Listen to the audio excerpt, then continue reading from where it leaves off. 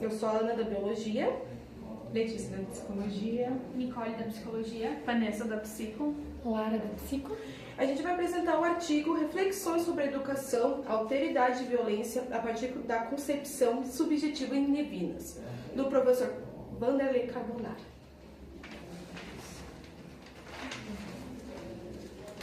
Então, esse artigo, ele nos traz a pensar sobre a concepção de Levinas sobre a violência, né?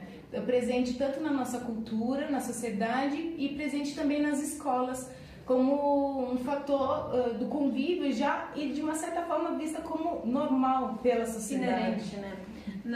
O texto traz então a questão de que a violência é uma coisa inerente ao ser humano, né? A gente nasce com essa questão e a gente precisa ter o domínio disso.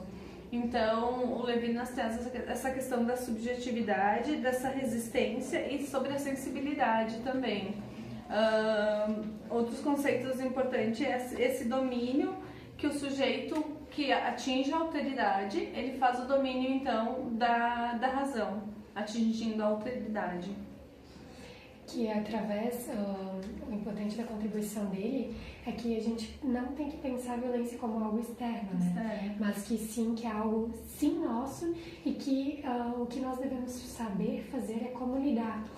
E Levinas, ele não fez uma descrição de como se lidar com a violência, mas ele entende o sujeito, então, como um sujeito que deveria ser mais possibilitado de interações humanas, né? Então, por exemplo, na educação, a gente deveria se preocupar muito mais com possibilidades, essa troca de olhares, essa, enfim, constituição que a gente se preocupe com os outros e não só com saber uma forma de instrução, de conhecimentos, né? De aquisição de conhecimento, né? E sim da questão de se relacionar com o outro, ser o ser humano, né? Também entra a questão do tópico das emoções, né? Então, assim, para ele citou até um pouco no artigo que eu presenciei, que relata muito da emoção do ser humano. Então, acontece, tipo, igual, a gente pega adolescentes na educação, tem que ter esse cuidado, tem que ter essa noção, tem que ouvir a opinião alheia deles, que é uma coisa que geralmente o professor não escuta.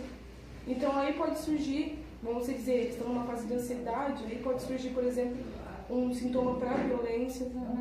E daí aí entra a questão do gozo que ele traz também, né? De que nós temos o desejo e que a gente tem que saber controlar esse desejo também, para que esse impulso não seja algo de violência sem consideração do outro.